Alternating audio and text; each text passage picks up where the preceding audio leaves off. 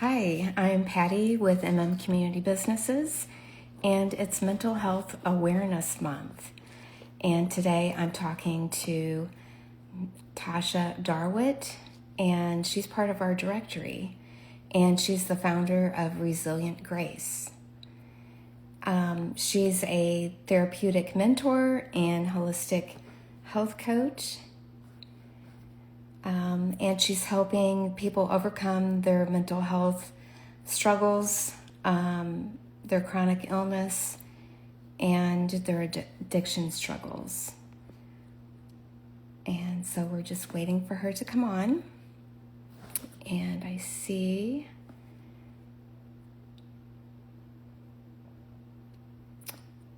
you, Tasha. So let me ask you to join this.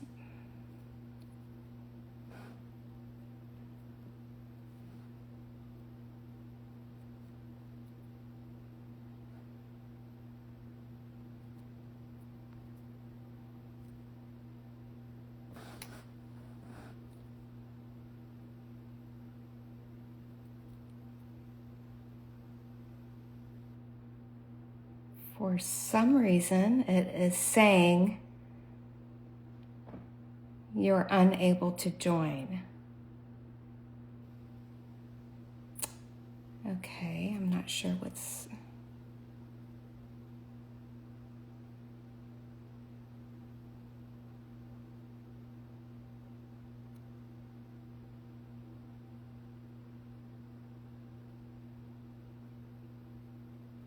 I've never had that happen before, Tasha.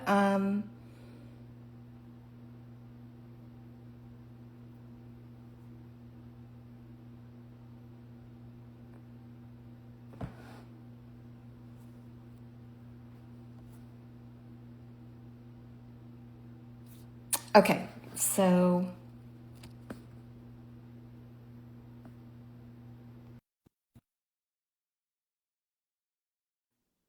we'll try it this way.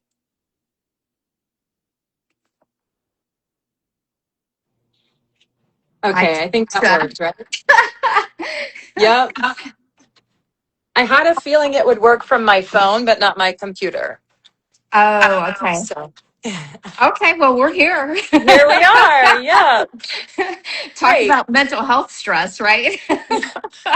I know sometimes the most stressful part is just getting on the virtual situation with all the technology, you know? Right.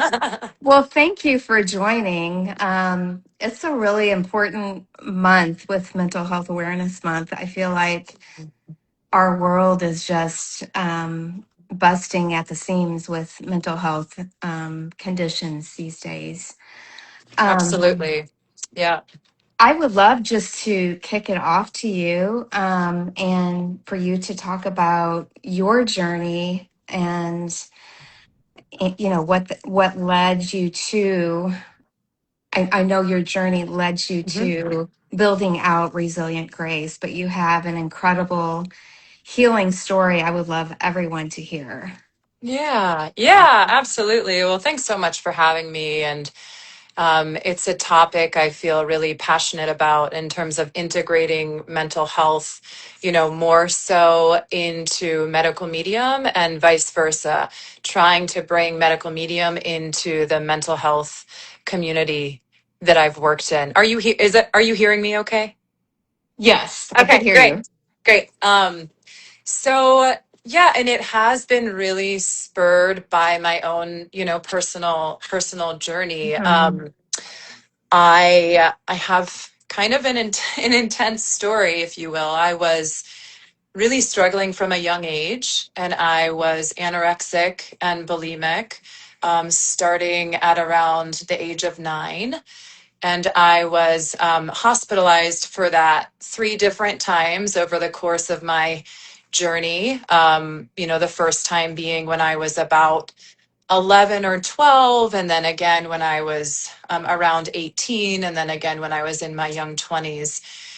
And, growing up in a household where there was a lot of instability, a lot of abuse, a lot of dysfunction and addiction, And I kind of came into that family system later, I would find out and recognize as like Mhm. the person that was supposed to break those cycles, and really kind of walk my healing path to really learn how to do things differently and learn how to understand what was going on inside myself and understand my survival patterns, right? Because that's what, in part, in addition to the medical medium information about the causes of eating disorders and addiction, which they have a lot of crossover, it's an you know adaptive mechanism to help us survive and just manage our feelings, essentially,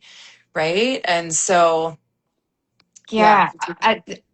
How did you how did you get through your struggles in the living situation you were in? Did you have someone in your life to lean on a little bit that could get you through that?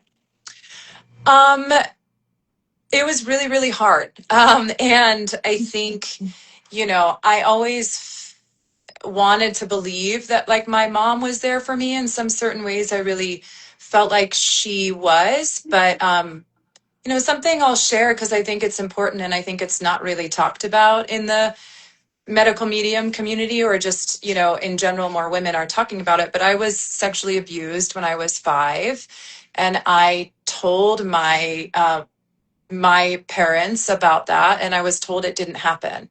I was told that, and that happens to a lot of young women that then go on to be in eating disorders, because there's so much internalized self-hatred and shame rooted in the body and in those primary experiences. And when we go through those and we don't really have anyone safe to go to that's going to validate and help us move through our experience in a good way, that's when we start to see, especially at younger ages, eating disorders, addictions, self-harm, these kinds of things, because people are just trying to cope with these feelings because they don't have any other outlets. So it was very, very challenging. And that's why so many people go to treatment centers for whatever mental health kind of crisis they're going through, right? Or trauma. And they go back to their family of origin and they just kind of get sick again, if you will, because they're going back to the same environment. And if no one else in that environment and that family system is truly doing their work, right? Because these things are called more like systems diseases, right? It's like a canary in the coal mine. If someone in the family has an addiction or an eating disorder, even sometimes a chronic illness, right? Like, this is a wake up call for the entire family to see, how are we operating? Are we able to openly communicate with, kindness and with honesty and be real and authentic about what's going on? Because all families have issues and conflicts and hard shit. But the difference between what's called a closed dysfunctional family system and an open functional family system is that we can talk about these things and we can name them and we can have them validated even when they're really hard. So Yeah. the answer was no. I continued to get sick when I would go back into my family of origin because my parents were in functional addiction. There was no ability to be honest. There was no safe place for me to go. And so, and this is very common. This is very common. So eventually I moved out to Colorado, in my 20s, and I found more like my chosen family, and I found a place where I could finally start to root down into some safety, into some semblance of true support, and really begin a deeper healing. Uh, I'm sorry. I'm like, oh, Yeah. it's just to have that support system is so important. And I'm so glad that you found something, later Yeah. in life that helped guide you. Uh, um, Yeah. so, um, oh, how did how did you find this family that helped you? Yeah. Yeah, it really started. I moved out to Boulder, Colorado, and I found someone. Her name is Shauna.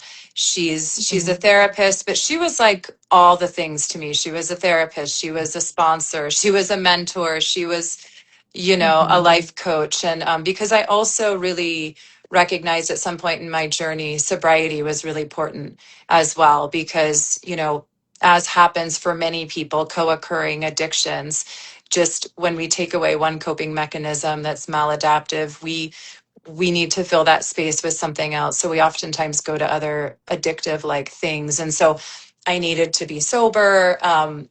And that was fully recognized for me and actualized when I came out to Colorado. But Shauna was just this angel, that I Mhm. started working with, that really helped me heal, gave me tools on much deeper levels, helped me understand that I wasn't just this bad, wrong, and faulty person.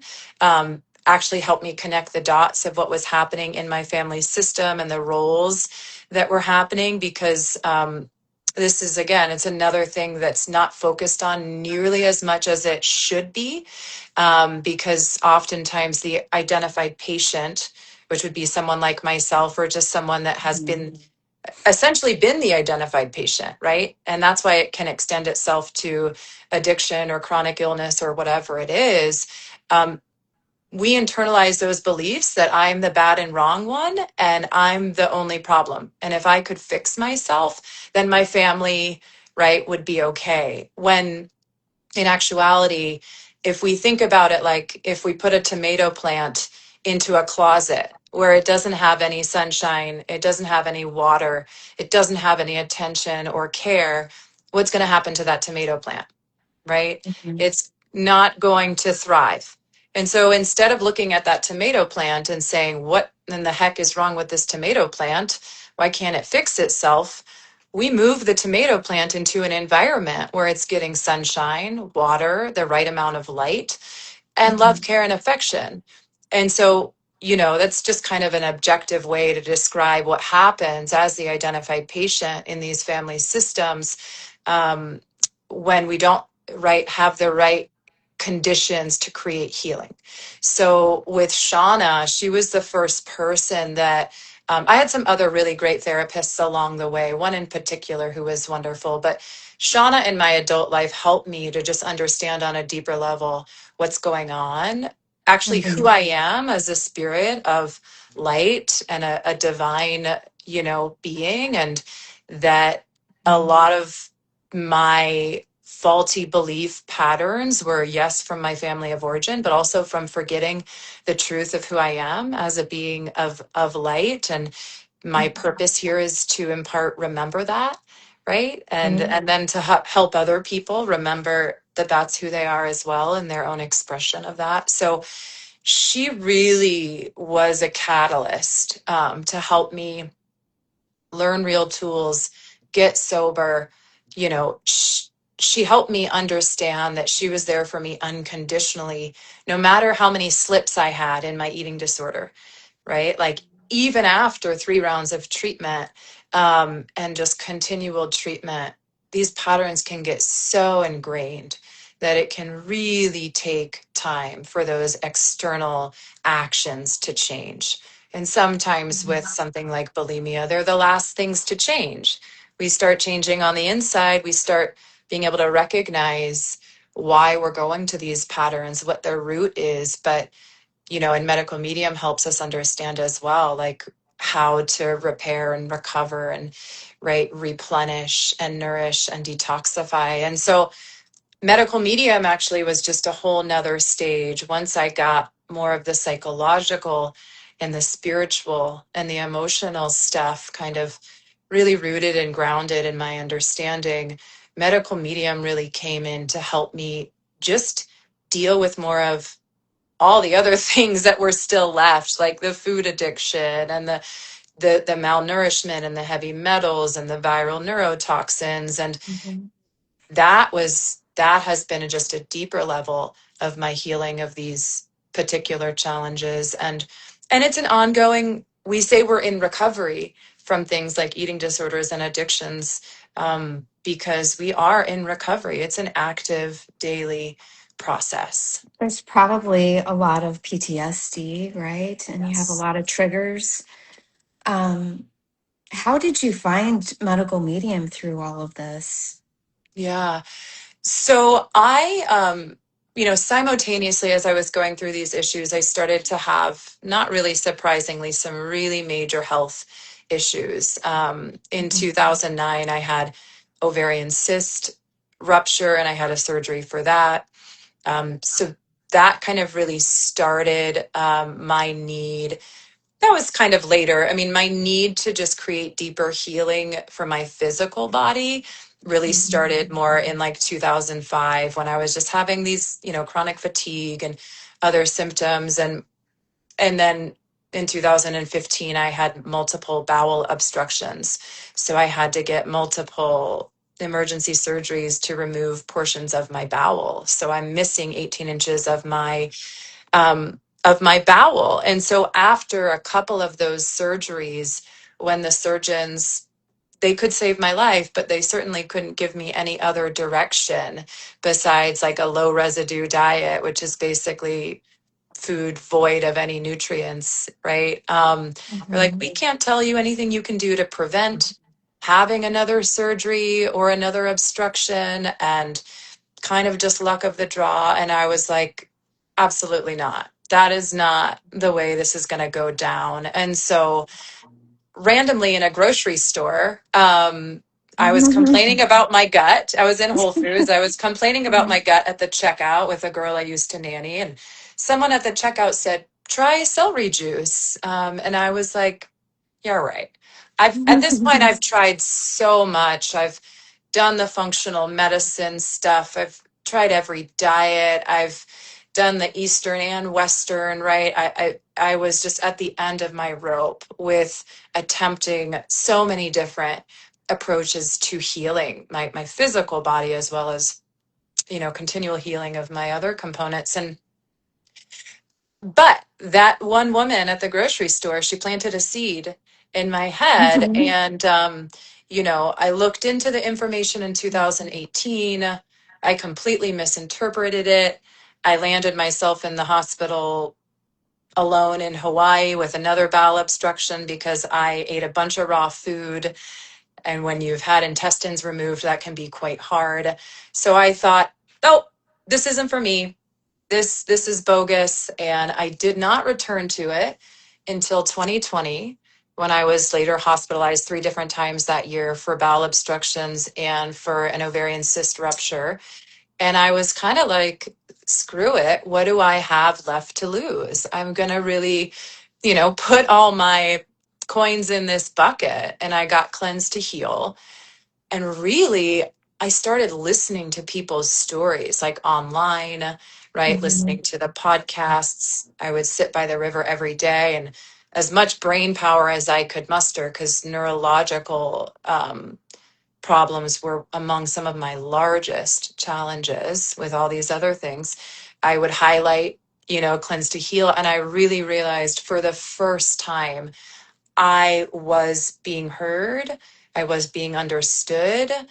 Mhm. It's hard to grasp that viruses and toxic heavy metals and bacteria are really things that could be causing so many of these issues when these things aren't really talked about too much outside of this Right.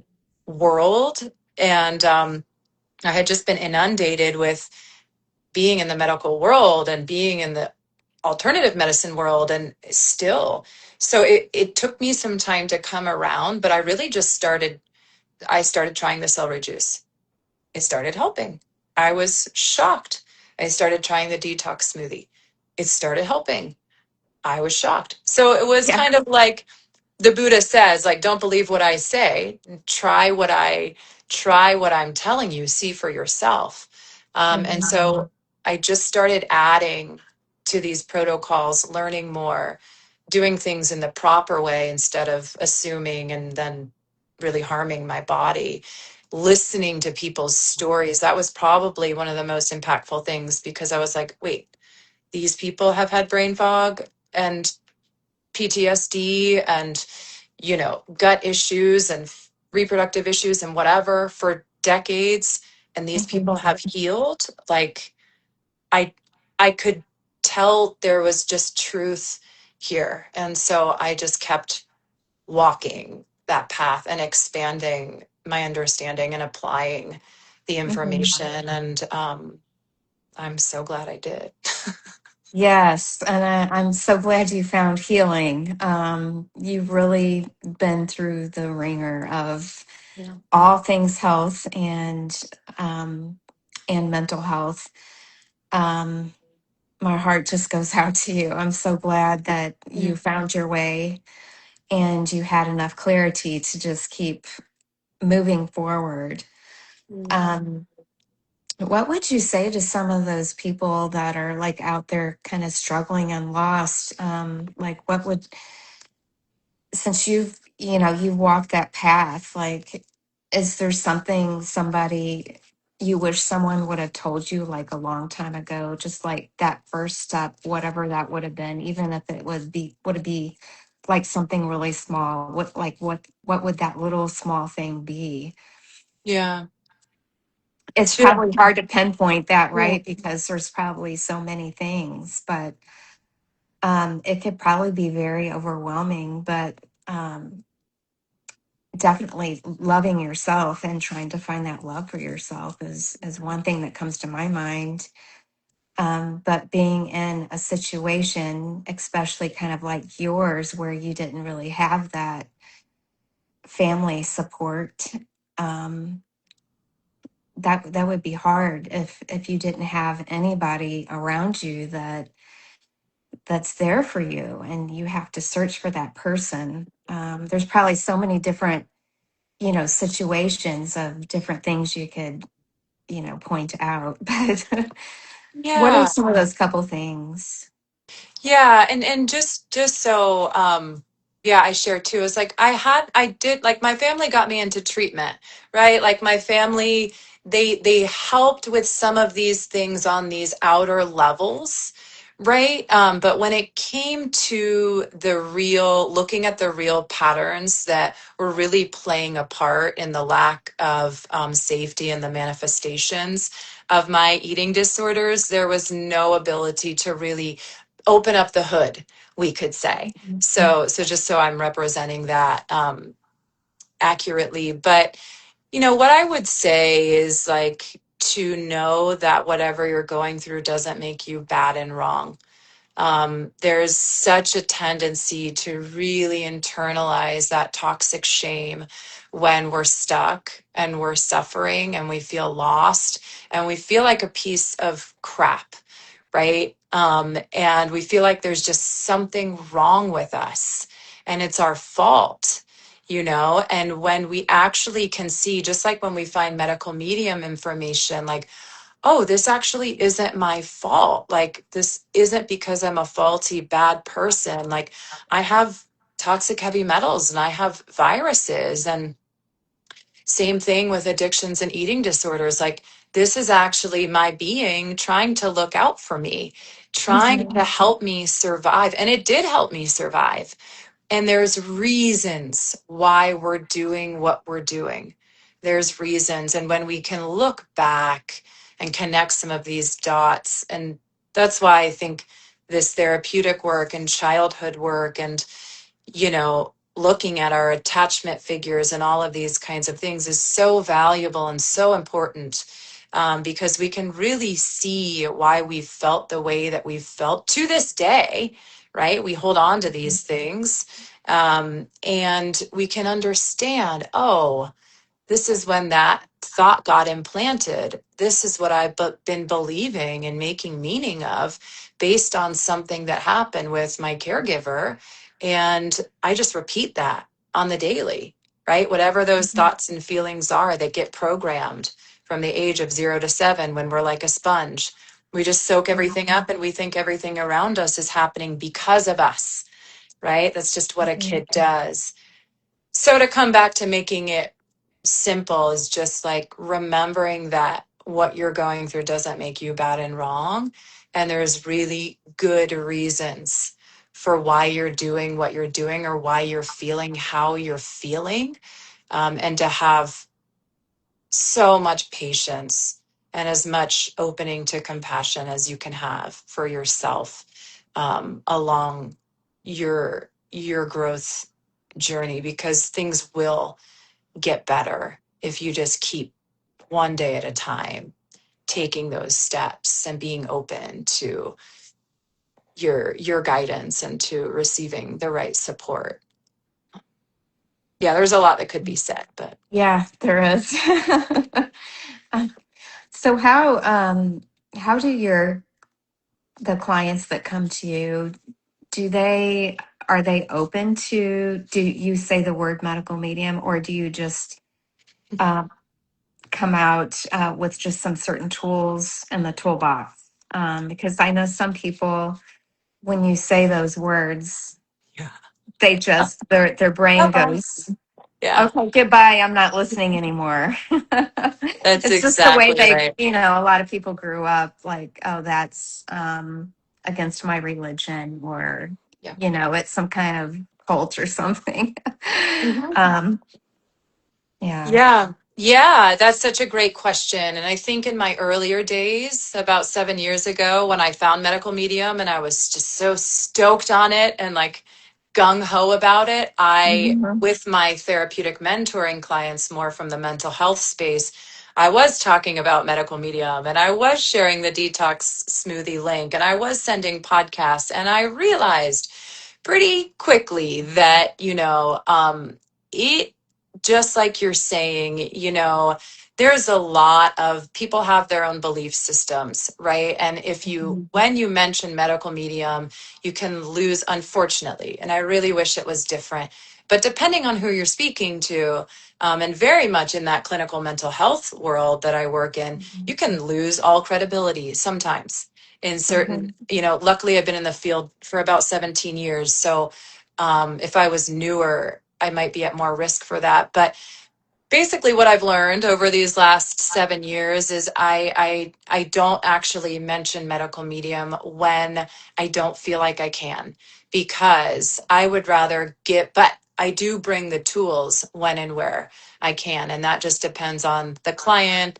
I see a lot of different clients for a large umbrella of like mental health and holistic Mhm. health related things. So it just depends on what they're wanting to work on. But I will bring the medical medium tools without saying it's medical medium. And I had a real grapple with that because, of course, right, I wanted to let people know to go to the source, but I realized better to have them actually have the tools if knowing the source is going to turn them away, to start to Mhm. heal and start to use some of those tools. And then I just use my discernment down the road, like, can I really recommend this book to this person? And can I not? And there's times when I have, and I've lost clients Mhm. because, just like you're saying, they assume it's a cult. They associate me with that, right? They, religious beliefs, certain hard edged scientific beliefs. And if that doesn't fit into someone's worldview, right, these things can happen. So I'm a lot more discerning now. I'm very Mhm. slow with my process of that. And there's some clients that have come to me from the medical medium realm. Um, and I always really like cherish that because there can be such an openness. Um, and that is just not always the case. So I've learned how to just navigate it kind of from the side, about like Right. discernment. What can this person tolerate? What is their capacity? What is their worldview? And just time and building relationship and, all those things I take into consideration. Yeah. I had a couple other things that I was just curious about. Yeah. I think, sometimes there's a lot of misconceptions about mental health, um, just in general. Like, people think, oh, just get over it. Yep. Or I think some people think it's just so simplistic as putting on, getting into a meditation and, things like that. Do you ever have like um, parents that come in and have that kind of attitude with their kids that they're taking into you for their mental health treatment? 100%. Like, 100%, yeah. So I used to work at different residential treatment centers, like halfway transitional living homes for primarily young adults for about 10 years. mhm, So there was a lot of involvement, with parents' opinions, and I still do work with those types of clients just in my own private practice. But yes, that is something that can very much be a part of the picture, right? That parents can come in and have a certain expectation, right, of things that they mhm, want, goals that they have set for their young adults, essentially, usually. And when the process takes so much longer, or in fact the process doesn't actually look like what the parents want it to look like, because part of the process is really like this thing I do a lot, which is coming out of entanglement with, becoming your own person, and becoming your own sovereign being, and choosing the path that is your authentic path, right? So I have to navigate those, goals and expectations and desires from the parents that sometimes are paying, right? mhm, With my work directly with the client, honoring their timeline, honoring the complexity, when there have been different types of abuse and different types of trauma, and all these different factors that are going together oftentimes, whether it's, again, addiction or chronic illness or eating disorders or neurodivergence or whatever it is like that. It really is a process, and it really does take time when we have been conditioned, body, mind, and spirit, to be in the same patterns, have the same triggers, respond in the same ways. The neural pathways are just, they are so super ingrained, right? And so it's the parents' practice to kind of take a step back and tend to their own wounding and their own triggers and their own inner world, just as much as it's my clients' need to come into more autonomy and for us to walk that path collaboratively. And everyone's on their own timeline, right? Like, just like in chronic illness recovery, everyone's up against their own nuanced situation. Um, and it's really important to meet people where they're at and honor that and, um, represent that in a good way. yeah. What are what are some of, if you could name just like a couple of tools that somebody could utilize if they were not ready to take that extra step, and work with someone like you, Mhm. but just that they could at least start at home? Mhm. Yeah, absolutely. One really profound, and it's a pretty simple tool. I'm not saying it's easy for people to do, but is just a daily journaling practice and in a specific format. So, sitting down and writing out, there's three different components of this journaling practice. And the first one is just naming the sensations in your body. So maybe, taking a few moments and kind of grounding yourself and, kind of coming into your body, because so many of us, especially in chronic illness, it's so hard to be in our bodies, right? Um, Hmm. but just, grabbing a journal, right, and sitting down and writing the word body, and then just closing your eyes and checking in, like, what sensations am I feeling in my body right now. And then the next section is writing the word emotions, and again, kind of pausing and breathing and asking yourself, okay, what two or three main emotions am I feeling right now. And then the third part is writing the word thoughts, again, kind of pausing and asking yourself, okay, in a few sentences, just to start out simple and brief, what are the stories I'm telling myself right now? What are the 2 to 3 to 4, sentences of thoughts I'm thinking right now, right? Mhm. And then taking some time and just, bringing some care and some awareness, um, to what we have written. And what this helps us do is kinesthetically, when we sit down and we write, we're telling our brain, I'm showing up for these parts of myself.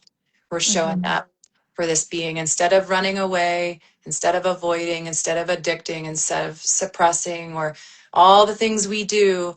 Most of the things we do in our life, we're doing in order to not feel our feelings. Mhm. It is truly that simple most often.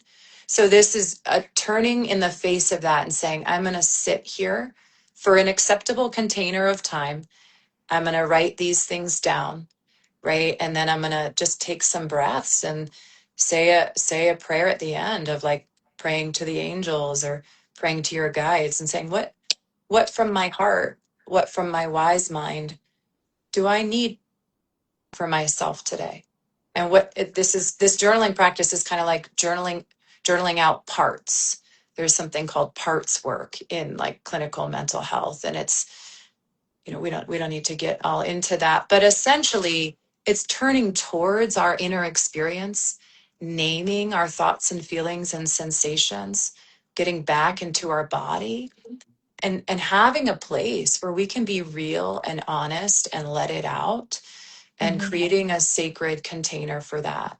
um, you know and then also, again, this thing of that process, so simple but so profound, because it helps us name what's there but also separate out from it, and also come into more of that observer presence, that deeper God self, that heart, to say, how do I care for myself today, given that this is how my body's feeling, these are my emotions, these are my thoughts.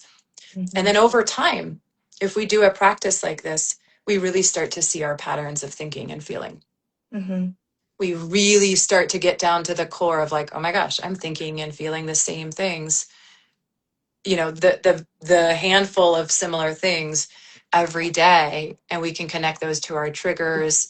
We can just gain real profound insight when we do a very simple practice like that.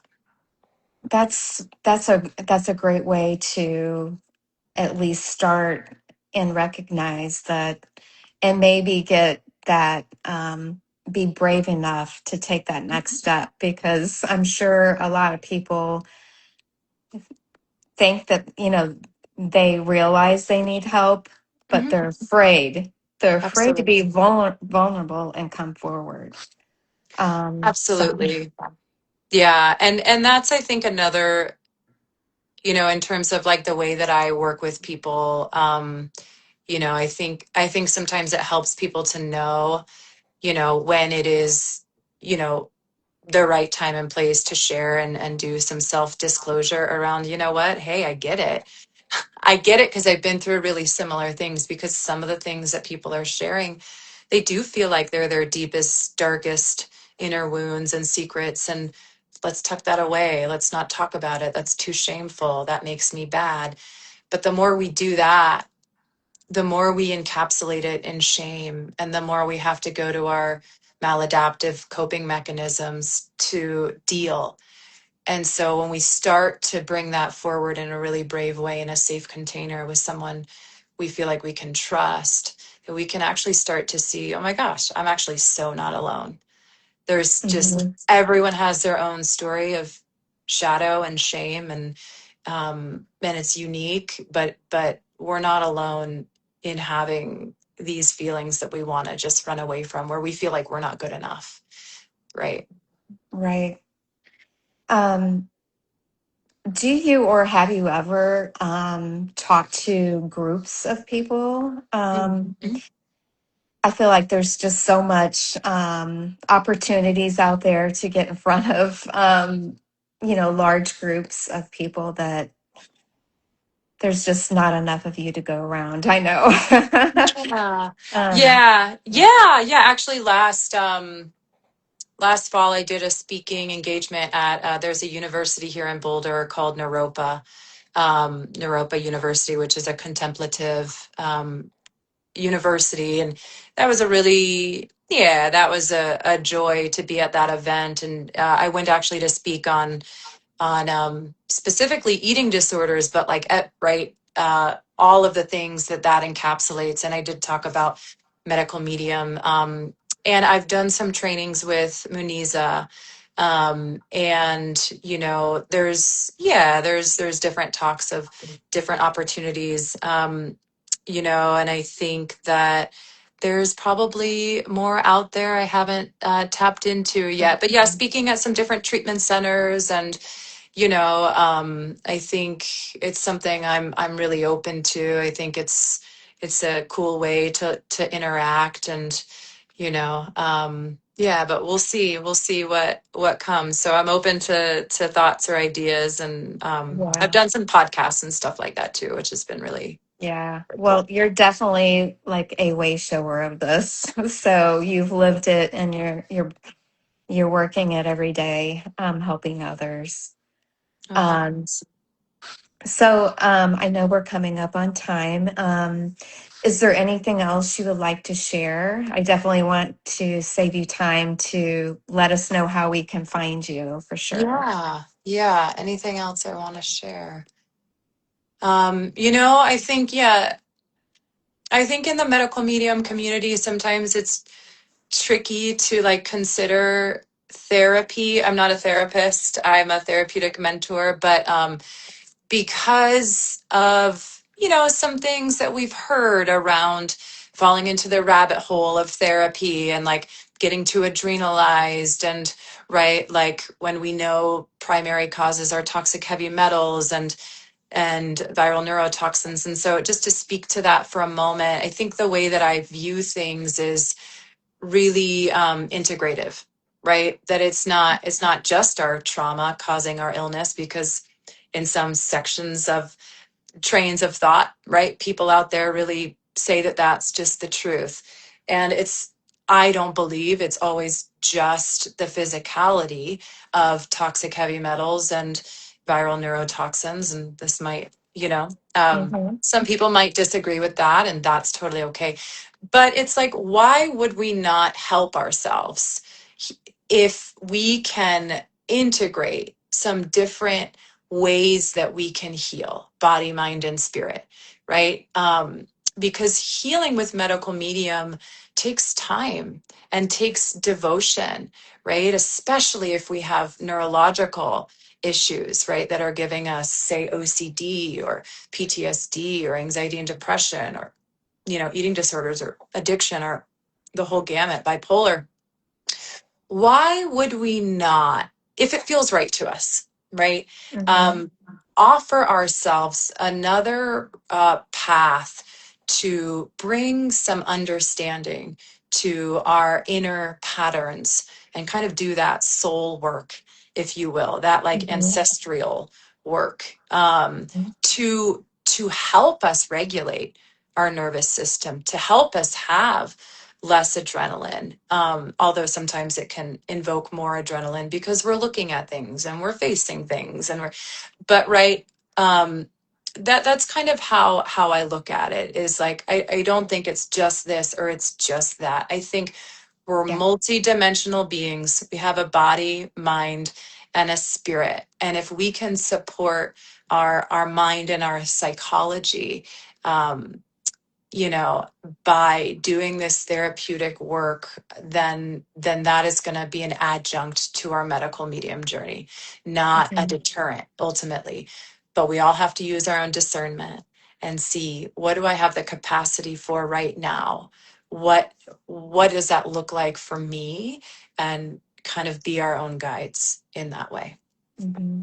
Yeah, I agree. It's not just about the food that's in your body, it's also feeding the soul and digging in deep that way. So, yeah.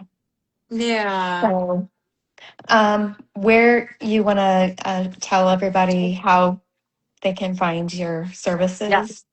Yeah. So I'm not like super active online. I used to make a lot more posts, but let's see. I'm like, am I even going to tell you the right thing? My website is resilient-grace.com.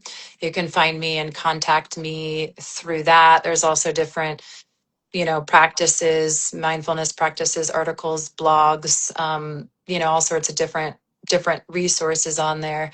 I am online, and I think it's like, I'm not even remembering what, Tasha holistic mentor, something like that. Yeah. So you can find me and send me a message on there. I've got some different material and content posted about really mental health and medical medium, and how do we walk that. A lot of stuff that I talk about too is how do we do this and not try to be too perfect, right? How do we make it like approachable? How do we make it work for us? And some of that, again, sharing my personal experience, and weaving that into an availability to support others. But yeah, and I think I have some podcasts on my website. But yeah, if you go to my website, that should be a good way. So. Okay. Well, thank Yeah. you so much for taking time out today and talking to us. Well, thank you so much for having me. I really enjoy these conversations, and I think what you're doing out there in the world for the medical medium community is just a real act of service. And Oh, now I thank can tell your you. heart's in it. And so thank you so much. Thank Yeah. you. Well, have a great day. Take Thanks. You care. too. You too. Bye. Okay. Bye bye.